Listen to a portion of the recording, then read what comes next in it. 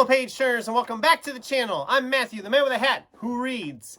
And today we are doing the New Year's Booktuber Tag. I haven't done a tag in a while and I was tagged to do this one, so I thought, well, why not? We'll do it. I was tagged by Read by Fred. I will leave a link to his channel down below. If you haven't heard of him or checked his channel out, please do so because he's a real great guy. So we're not going to waste any time. Let's just dive right on in. So question 1. What are you most excited about for 2023? Well, I'm just excited. It's a whole new year, new adventures. I'm a big movie guy, so there's a lot of movies I'm excited about, obviously. And just the books in general. I've got huge stacks of books, and as the 2022 continued to draw closer and closer to the end, I started moving all these books I really want to read to 2023. So I was like, I'm really excited to dive into some of those that have been sitting there a while. And of course, my rereads I want to do, which I did a whole video about that, so I won't go over all that again. But question 2, do you have a Goodreads challenge goal and why that number? Yes, I do. I set goals for myself for quite a few years, even before I was on BookTube. And this year I set my goal for 140 books, down slightly from the 145 goal I had last year. I did not hit that 145 book goal, and I had 138 for the year. So I'm thinking 140 is a good place to set it at right now. I can always change it if I somehow pull way ahead. I don't think that'll happen, but it's a good starting point goal. I think it's right around the range I normally get is around 145 or so. So it's a little less than that, but some of the books I'm reading this year are a lot bigger. There's a lot of big books this year. I've got like 2 of them going right now as I'm filming this, and it seems like I'm not making any progress on any reading this year because I've got all these huge behemoths, but it's down slightly from last year, but I think it's a reasonable goal. Question 3, list 3 5-star predictions. Oh man. So obviously I have a lot of books planned for the year, and I don't know if I'll get to all of these that I have here. I have 3 here that I'd like to get to that I think will be 5-star reviews. One is John, I'm not going to try to pronounce your last middle name, Lindquist, with Handling the Undead. I really loved Let Me In, and I liked Little Star when I read that. Let Me In was a 5-star. Let Me In was a 5-star. Little Star was a 4-star. I haven't read one from him in a while. This will be great for October of Horror, and I'm betting I'm going to really enjoy this. I also have Brandon Sanderson's Mistborn because I keep hearing amazing things about it.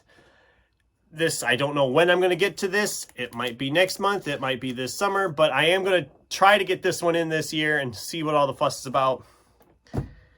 And then another book that I've had here for a year and a half now and I haven't gotten to. This is The Girl Who Could Move Beep with Her Mind by Jackson Ford. I love the title. It says on here about it's like Alias meets X-Men, which that just sounds great. This is one I want to get to this year. There's like 4 in this series already. So I really want to dive into this. Check it out. It's not terribly long. I just haven't gotten to it yet. And this is a book I picked up legitimately based on that title and that synopsis because that title is just great. But yeah, those are 3 5-star predictions for the year. Whether they actually will be or not remains to be seen. Question 4, what genre, subgenre, or trope do you want to read more of? Well, I've already discussed this. I have a ton of fantasy sitting around.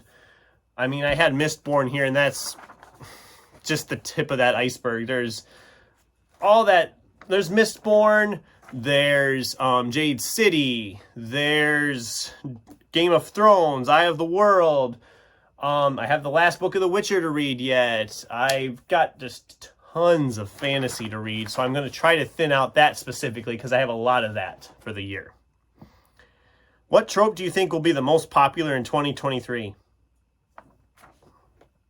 I don't know. I don't follow the tropes that much. I know some people really bet their money on the tropes. I just never did that. I just don't care enough, I guess. Question 6, name 3 bookish goals for the year. Well, okay. I would like to thin out my TBR, which the only way that'll happen is if I stop buying books, which isn't going to happen. I'm going to try to slow down my book buying to thin out the TBR. that's the main, and that's kind of 2 goals, but they kind of coincide with each other, so I'm counting that as 1. I'd like to read some more classics. I mean, I've said that every year, but I've got David Copperfield sitting here, Crime and Punishment sitting here. There's a couple Ray Bradburys I have sitting around I'd like to get to. And goal number 3, which is also kind of a classic, is Dune. I would love to tackle Dune and just see if I really want to dive into Dune. I don't know if that'll happen. Those are my 3 main bookish goals for the year. Whether I actually achieve all of them remains to be seen, but whatever. Okay, question 7. Name 3 personal goals for the year. Well, I can use one here because it's kind of the same thing. That's to thin out the TBR a little bit. That's the same goal, I know. I'm not sure if I can share answers, but I'm doing it anyway. I have so many books sitting around. The stacks are starting to take over more space in the room, so I need to really thin it out somewhat, or at least try to. I would like to get back into my writing. That is something I've slacked off on for a while now, quite a few years actually. I would love to dive back into that and really pursue that again. If you want to hear me talk more about that, I might do a video about that. If you really want something like that, let me know in the comments below. And goal number 3, I mean, this is essentially traveling more. And I'd like to see more of the country. I've done little trips, but I haven't really taken a trip since pre-COVID. I was going to take one last year, but the summer just kind of got away from me and I just didn't get it done. And I have plans, but I don't know if I'll actually pursue those plans. We'll see what happens. And if I had another goal, it's to continue to produce great content on the channel that people seem to enjoy. I've got ideas for videos. I just haven't scheduled when I will do some of these videos. I have ideas, and I guess that's something, but... Okay, question 8. What do you want to leave behind in 2022? Shrouded loyalties. No, I'm kidding. I always say I'm not going to mention that book again, and then I do. But that is one thing I would love to leave behind. But if I'm being more specific, I'd love for us to leave this frickin' pandemic behind already. I mean, it's gone on a little too long. It's just... And I know a lot of people have kind of just let it go now. They're getting back out into the world again, which is great. And